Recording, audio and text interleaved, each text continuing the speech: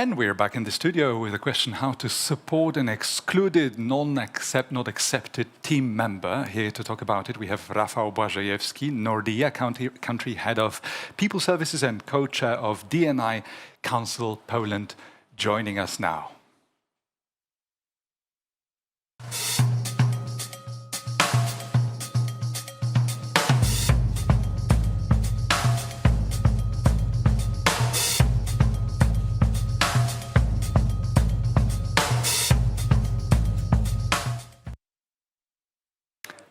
Hello, Rafał. Hi, good afternoon. Hello, good afternoon. Greetings from Warsaw. Pleased to be here today. And greetings from Kraków back to you. Not an easy topic that we want to talk about today, is it? No, it's not. It's a broad one, actually. It is broad, so I guess our goal will be to make it as specific, as relatable, as useful. After all, this is supposed to be the segment where we give specific advice to managers. So let's start with the really fundamental one. How to support an excluded, not accepted team member. How do you go about it? What are the first things to do?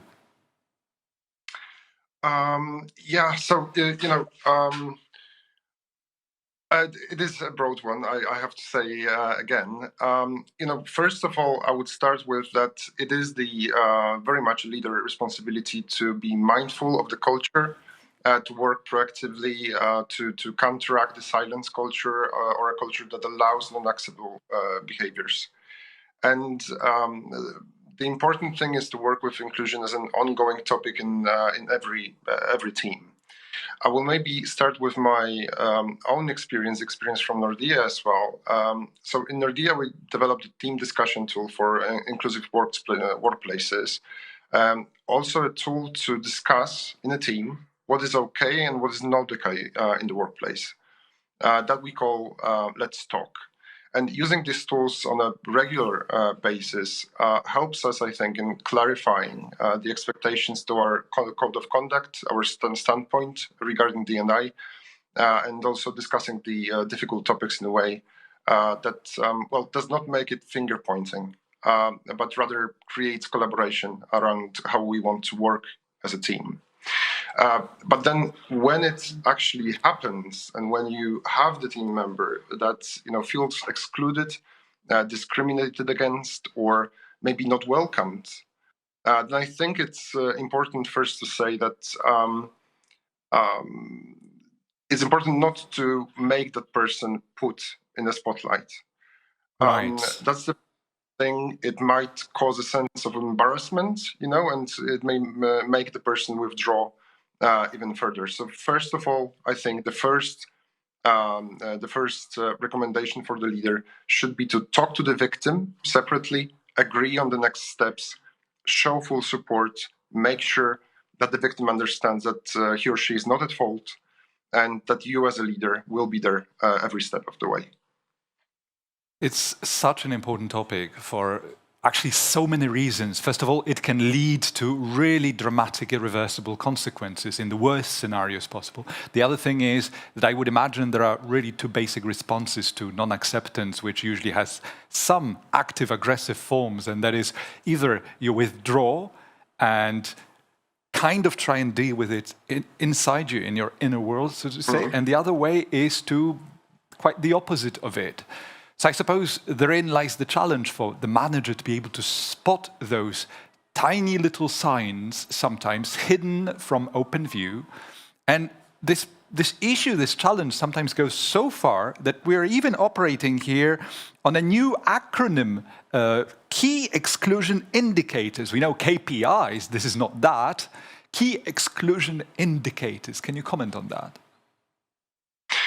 Sure. So, first of all, let me say that this is not necessarily about, the blatant forms of discrimination, direct or indirect, those requiring disciplinary actions that are very much, visible and outright condemned by law. It's more about the subtle things, as you say, the dynamics of the team, that makes one of the team members feeling not welcomed, excluded, or not accepted. And those are, of course, more difficult to identify and more difficult to tackle or address. And that's because of the subtlety. So that can be difficult for the leader to see. The leaders should be alert and to know what signs to actually look for. And they have to be mindful of the team. They have to know the team quite well to be able to spot those signs. So how to go about it? There needs to be some kind of psychological training, right? Psychological training does help, probably. But I mean, if you are a leader, you know your team, both as a group of individuals and as individuals, then you probably would spot some shifts in the dynamics of the team. So it may be, one of the signs may be that it is actually too silent. So on the outside, everything seems fine. Nobody would bring up any concerns, raises up that something is wrong. But then you may hear some subtle hints during individual conversations. And if it is silent in a group, then I would really advise the leaders to be extra curious and perhaps listening extra carefully those conversations. There are different signs, and there's no one-size-fitting-all kind of situation. But you may see that one of the team members is being less interested in participating in social activities, coffee corners, some after-work events. You may see that one of the team members stays behind when the whole team goes for lunch.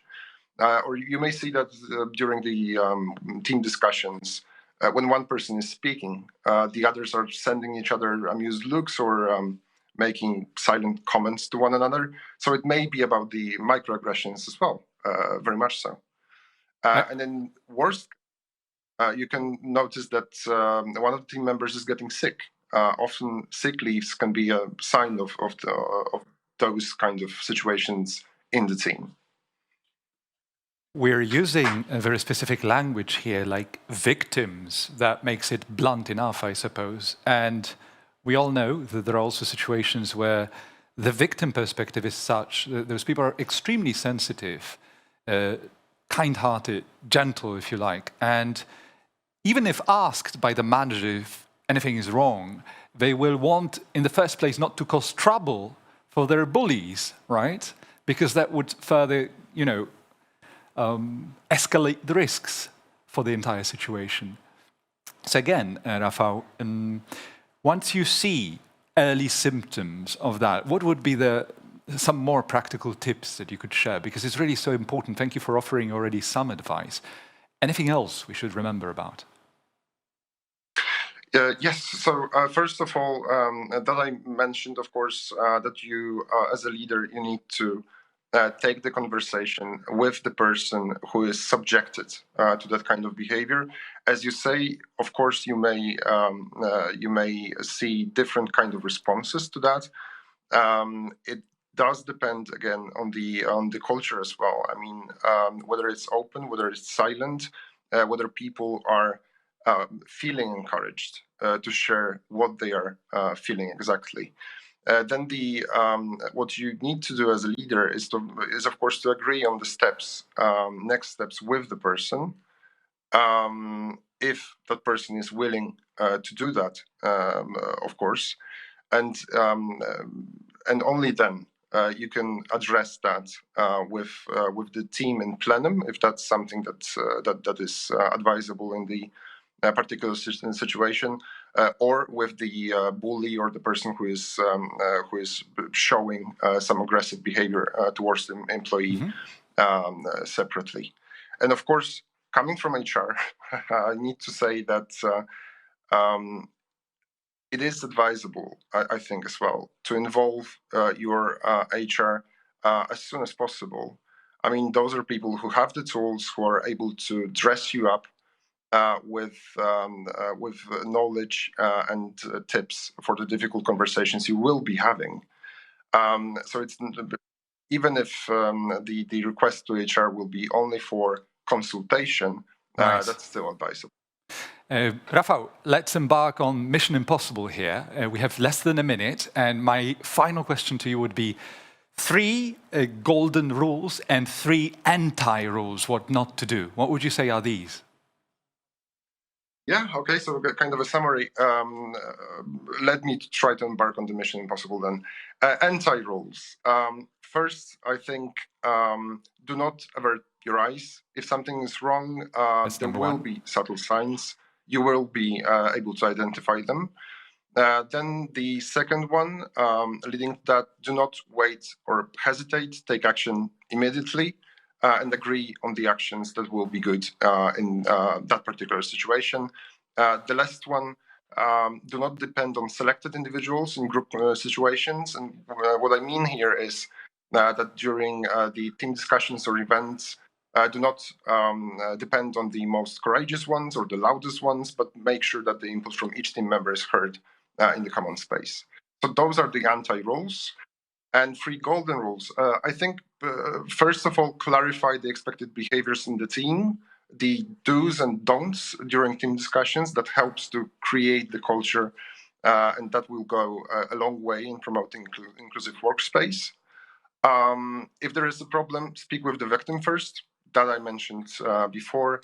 Reach out to HR. If you're in trouble, they will help you.